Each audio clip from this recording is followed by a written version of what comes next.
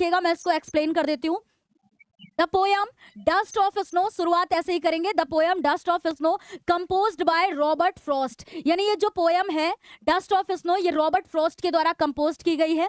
This poem expresses, यह कविता express करती है यानी दर्शाती है the significance of small things, छोटी छोटी चीजों के महत्व को दर्शाती है, इन चेंजिंग वंस मूड, यानी किसी की मनोदशा को बदलने के लिए छोटी छोटी चीजों के महत्व को बताती है, ठीक है ना, महत्व को बताती है। द पोएट हैज मेंशन्ड, यानी कवि ने मेंशन्ड यानी उल्लेख किया है, क्रो कौवे का, है ना, यानी कवि ने कौवे का उल्लेख किया है और हेमलॉक ट्री का उल्लेख किया है इन दिस पोयम, इस कविता में, यानी कवि ने इस कविता में क्रो और हेमलॉक ट्री का उल्लेख किया है ना, that are believe to be a symbol of bad omen, है ना, कि जो बुरे शगुन का प्रतीक माने जाते हैं। बैड ओमेन बोले तो बुरे शगुन का, है ना, यानी जो बुरे शगुन का प्रतीक माने जाते हैं ना, जैसे क्रो, हेमलॉक ट्री, उनका उल्लेख किया है इस पोयम में, बहुत ध्यान से सुनिएगा। फिर उसके बाद है द पोएट वॉज सैड, लेकिन कवि दुखी थे, एंड डिप्रेस्ड, है ना, उदास थे, यानी दुखी थे यानी सैड थे, उदास थे, और डिप्रेस्ड यानी कि निराश थे। बट लेकिन व्हेन, जब the crow shook the hemlock tree, लेकिन जब कौवे ने हेमलॉक ट्री में जरा सा उसने मूवमेंट किया तो क्या होता है कि snow particles fell on the poet, कि बर्फ के जो पार्टिकल्स थे छोटे छोटे टुकड़े वो आकर के उसके शोल्डर पर गिरते हैं, और जैसे उसके शोल्डर पर गिरे हिज मूड अपलिफ्ट्स सडनली, कि उसका मूड यानी मनोदशा अपलिफ्ट्स बदल गई, ठीक है, बदल गई सडनली, अचानक उसका मूड अचानक से बदल गया। थ्रू दिस पोयम, इस कविता के माध्यम से वी गेट अ मैसेज, हमें ये संदेश मिलता है, ये मैसेज मिलता है दैट की we should hope for the best even in worst of situation, है ना, वर्स्ट ऑफ सिचुएशन का मतलब होता है कि खराब से खराब स्थिति में भी वी शुड होप, हमें उम्मीद रखनी चाहिए फॉर द बेस्ट, सर्वश्रेष्ठ की उम्मीद करनी चाहिए, यानी खराब से खराब स्थिति में भी हमें सर्वश्रेष्ठ की उम्मीद करनी चाहिए। इतनी बात समझ में आ गई ना, आराम से कर लेंगे ना बच्चों परीक्षा में, ओके वेरी गुड।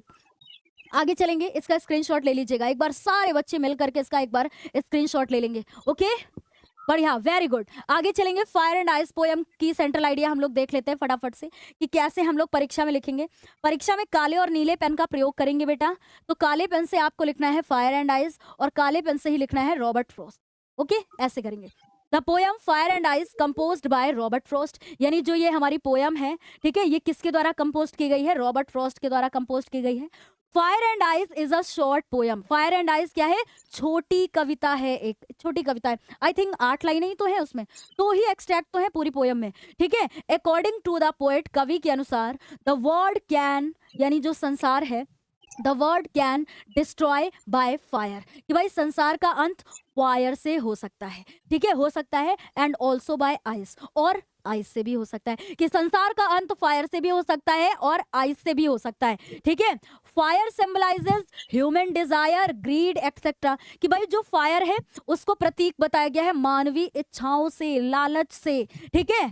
और फिर उसके बाद ऑन द अदर हैंड, दूसरी तरफ आइस सिंबलाइजेस हेट्रेड, आइस को प्रतीक बताया गया है नफरत का। हेट्रेड मतलब क्या होता है, हेट्रेड का मतलब होता है नफरत, नफरत का प्रतीक बताया गया है रिजिड, कठोरता का, इनडिफरेंस इन ह्यूमन रिलेशनशिप, है ना, कि इनडिफरेंस मतलब अलगाव, इन ह्यूमन रिलेशनशिप यानी मानवीय संबंधों में अलगाव को बताया गया है कि नफरतें इतनी ज्यादा बढ़ती जा रही हैं जो संसार के अंत का कारण बनेंगी, ठीक है। 10 इस प्रकार से it can destroy toys one by fire, कि इस प्रकार से अगर कह रहे हैं कि इट कैन डिस्ट्रॉय टॉयज, यदि 2 बार अंत होना हो, 1 बाय फायर एक बार अगर आग से होना हो, एंड देन बाय आइस और एक बार अगर बर्फ से होना हो, ठीक है, कि भाई यहाँ पर ऐसे पोएट कहते हैं कि 10 इस प्रकार से इट कैन डिस्ट्रॉय टॉयज, है ना, इसका 2 बार अंत हो सकता है, 1 by fire and then by ice, कि एक बार तो फायर से और दूसरी बार आइस से।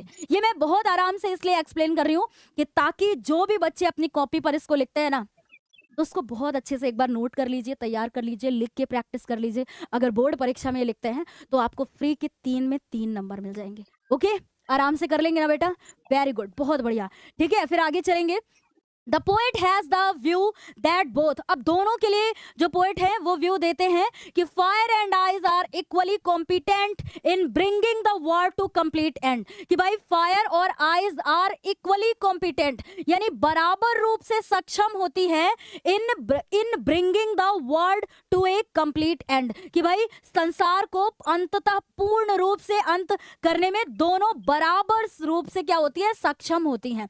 कॉम्पिटेंट का मतलब क्या होता है, सक्षम होना, ठीक है, कि दोनों संसार का पूर्णतया अंत करने में बराबर रूप से क्या होती है, सक्षम होती है। ठीक है, इतनी बात क्लियर हो गई, कोई भी दिक्कत नहीं है ना, यहां तक सारे बच्चे बताएंगे एक बार, कोई दिक्कत नहीं है ना, वेरी गुड।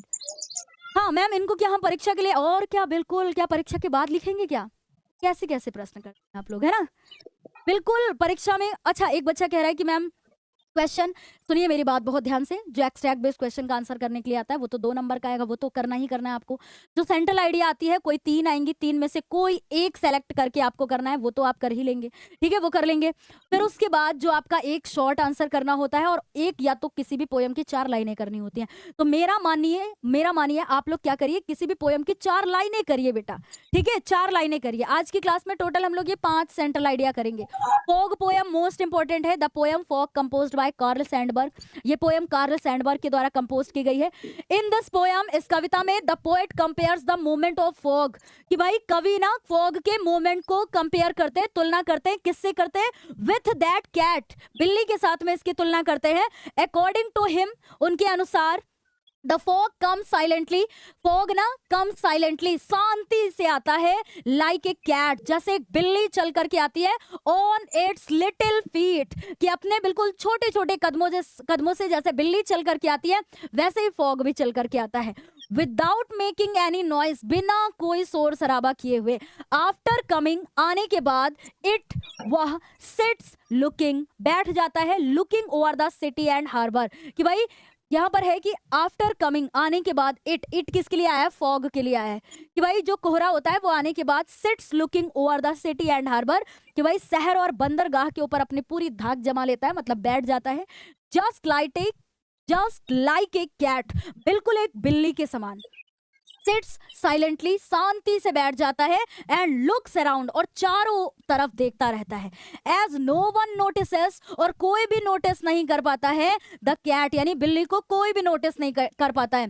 सिमिलरली, बिल्कुल वैसे ही, no one notices and gets disturbed by the coming and disappearing of the fog, वैसे ही कोई भी फॉग को नोटिस भी नहीं कर पाता कि कब आया और कब चला गया, ठीक है, कब आया कब चला गया। हेंस, अतः, the fog is independent like a cat, कि जो फॉग है वो स्वतंत्र होता है, बिल्कुल बिल्ली के समान स्वतंत्र होता है। ठीक है, इतनी बात क्लियर हो गई आप लोगों को, वेरी गुड। हाँ, फॉग पोयम मोस्ट इंपॉर्टेंट है बेटा, मोस्ट इंपॉर्टेंट है, बोर्ड परीक्षा के लिए तो बहुत महत्वपूर्ण है, ठीक है, बोर्ड परीक्षा के लिए बहुत महत्वपूर्ण है बेटा ये। आगे चलेंगे, एक हमारी जो अगली पोयम है, how to tell wild animal, ये वाली भी हमारी मोस्ट इंपॉर्टेंट है सेंट्रल आइडिया। आज की क्लास में पूरी 5 सेंट्रल आइडिया करेंगे, ठीक है, कम से कम बोर्ड परीक्षा में अगर बेहतरीन करना चाहते हैं पूरे, तो ये 5 पोयम तो तैयार करनी ही करनी है आप लोगों को, ठीक है ना। कह रहे the poem how to tell wild animal composed by Carolyn Wells, ये जो पोयम है how to tell wild animal, Carolyn Wells के द्वारा कंपोज्ड की गई है। मैं बहुत आराम से इसको एक्सप्लेन करूंगी। दिस ह्यूमरस पोयम, यह हास्यप्रद कविता, ह्यूमरस मतलब होता है हास्यप्रद, क्योंकि इसमें थोड़ा सा मजाक तरीके से जंगली जानवरों को पहचानने का तरीका बताया गया है। ये कहते हैं ना कि एशियन लायन को कैसे पहचानेंगे, कि अगर संयोगवश आप पूर्वी इलाकों में जाते हैं और एक शेर आपके ऊपर, आपकी तरफ आगे बढ़ता है और इस प्रकार से आपकी तरफ दहाड़ लगाता है कि जैसे आपको लगेगा कि अब मैं बचूंगा नहीं, तो समझ जाइए कि ये एशियन लायन है। ऐसे थोड़ा सा एक ह्यूमरस तरीके से बताया गया है इसको। तो दिस ह्यूमरस पोयम, यह ह्यूमरस कविता, सजेस्ट, सलाह, मतलब हमें सुझाव देती है, some of the dangerous ways to identify wild animal. Wild animal मतलब जंगली जानवरों को, आइडेंटिफाई मतलब पहचानने में, सम कुछ, डेंजरस वेज थोड़ा सा खतरनाक तरीके, मतलब जंगली जानवरों को पहचानने के खतरनाक तरीकों के बारे में बताती है। द पोयम इज एजुकेटिव, है ना, यह जो कविता है यह शिक्षाप्रद है, एज, क्योंकि it also tells us the various features of wild animal, क्योंकि यह जो कविता है ऑल्सो टेल्स अस, हमें बताती है, द वेरियस, विभिन्न प्रकार के फीचर्स यानी लक्षणों को, हमें विभिन्न प्रकार के लक्षणों को बताती है, ऑफ वाइल्ड एनिमल्स, यानी जंगली जानवरों के विभिन्न प्रकार के लक्षणों को बताती है।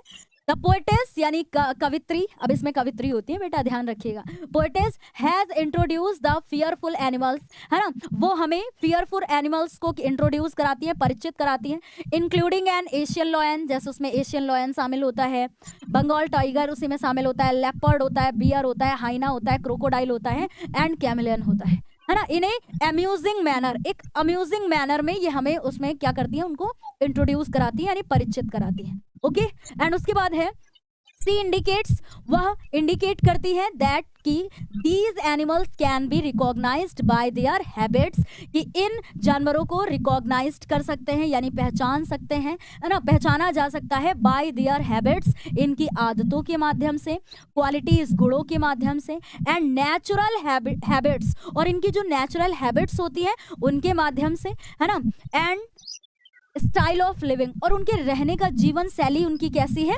उसके माध्यम से हमें ये पहचानने का तरीका बताती है। ओके, इतनी पोयम ये आप अपनी परीक्षा के लिए तैयार करेंगे। ओके, कोई दिक्कत नहीं है ना बच्चों? Very good. हाँ, बहुत आराम से इनको नोट करिए, प्रैक्टिस करिए, परीक्षा के लिए इनको तैयार करिए। हाँ, बिल्कुल स्क्रीनशॉट ले सकते हैं बच्चों, इसका स्क्रीनशॉट ले सकते हैं। एक बच्चा, हाँ, ए टाइगर इन द जो पोयम है ना बच्चों, इसको मैं मॉडल पेपर अभी जल्दी लेकर के आने वाली हूँ आप लोगों के लिए, उसमें मैं उसको शामिल करूंगी। ओके, हाँ, a tiger in the zoo poem करेंगे। उसके बाद है हमारी ये लास्ट पोयम जिसकी सेंट्रल आइडिया करेंगे, द बॉल पोयम।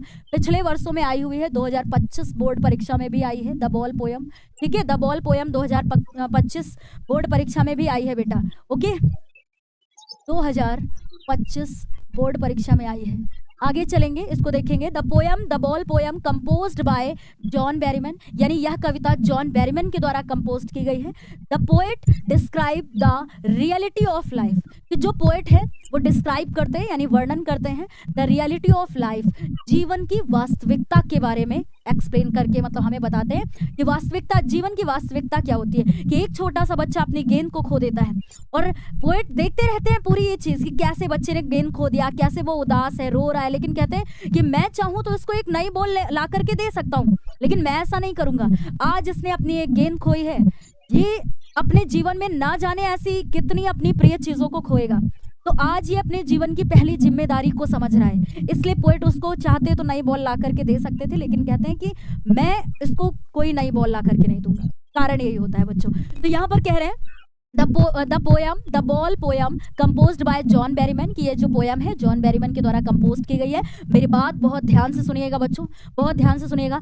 पेपर में कभी भी रिटन बाय मत करिएगा, 1 नंबर कट जाएगा। ये पोएट्री है, ये पोएट्री है, इसलिए यहाँ पर हम लोग रिटन बाय नहीं कर सकते। ये छोटी छोटी गलती 1-1 नंबर हमारा कट कर देती है। फिर हमें ऐसा लगता है कि अरे मैम हमने तो पूरा लिखा था, लेकिन पता नहीं कैसे 1 नंबर कट गया, ऐसा लगता है ना। फिर रो करके भी बताएंगे कि जैसे मैम आपने कराया था मैंने पूरा वैसे ही किया था, लेकिन आपको नहीं वो पता होगा कि मैम ने कहा था कि कंपोस्ट की जगह रिटन नहीं लिखना, और वो चीज़ हम लोगों ने ध्यान नहीं, है ना। समझ में आ रहा है ना? तो भाई ये नहीं करना है आपको, ठीक है। मेरी बात बहुत ध्यान से सुनिएगा। आपको लगेगा कि अरे कंपोज ही तो लिखा है, यहाँ रिटर्न कर सकते हैं, रिटर्न बाय कर सकते हैं, रिटर्न बाय करेंगे बेटा तो नंबर कटेगा।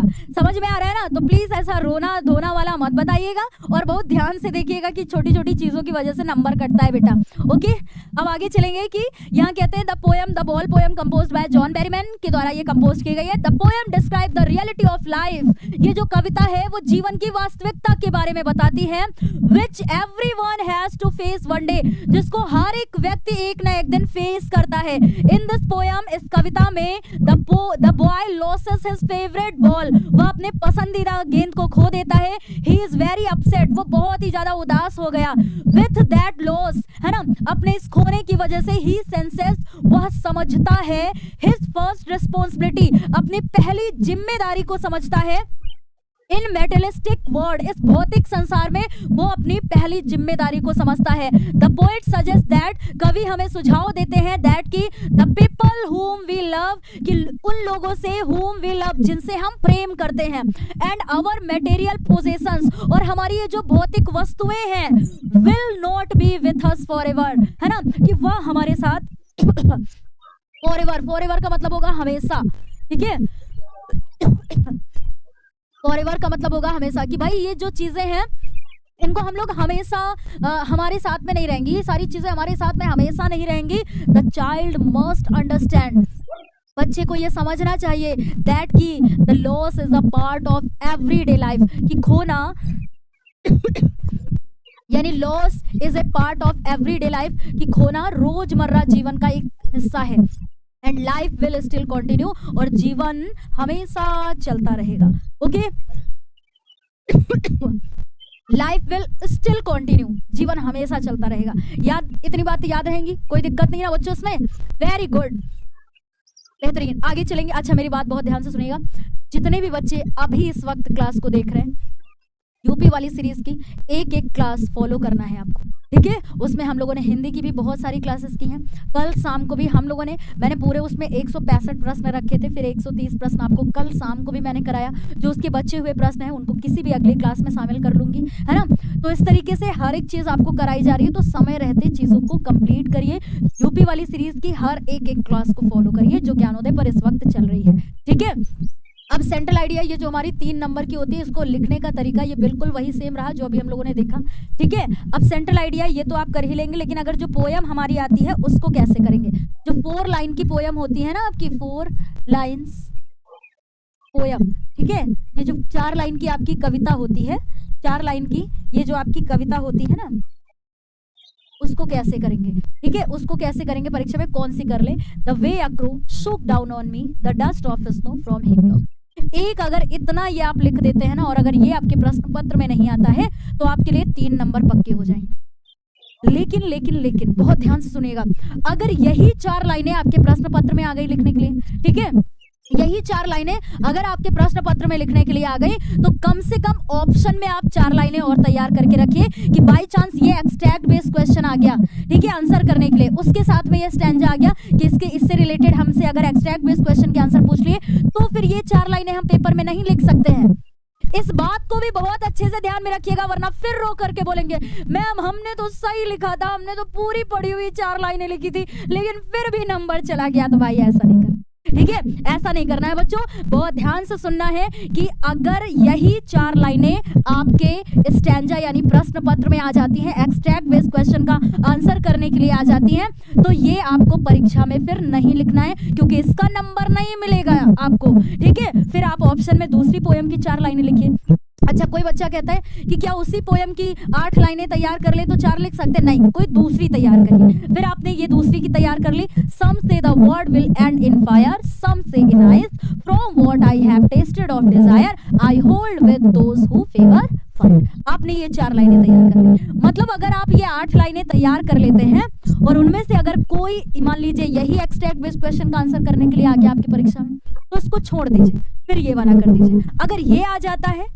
तो ये कर दीजिए फिर, है ना? अगर दोनों नहीं आते हैं, तो जो आपका सबसे मनपसंद वाला, जो आपको लगे कि हम दोनों में से ये वाली कर देंगे, तो कोई एक कर दीजिए, ठीक है ना? दोनों आ नहीं सकते, दोनों आ नहीं सकते बच्चों, क्योंकि एक ही एक्सट्रैक्ट बेस्ड क्वेश्चन का आंसर करने के लिए आता है। तो इसलिए हम आपसे ये इतना कहना चाहते हैं कि जो भी बच्चे प्री के 3 नंबर पाना चाहते हैं, तो इन 8 लाइनों को तैयार कर लीजिए, ठीक है? इन 8 लाइनों में अगर 4 लाइनें आपकी परीक्षा में आ जाती हैं, तो 4 लाइनें आप लिख देंगे। 4 लाइन लिखने के सिर्फ आपको 3 नंबर मिल जाएंगे। तो जब ये फ्री के नंबर हमें मिल रहे हैं, तो हमें इनको तैयार करने में क्या ही दिक्कत है, क्या ही समस्या है? सबसे आसान लाइन है भाई, 3 नंबर गेन करना बहुत आसान है बेटा, इसको कर सकते हैं। ओके, तो आज की क्लास को फिर हम लोग करते हैं यहाँ पर समाप्त।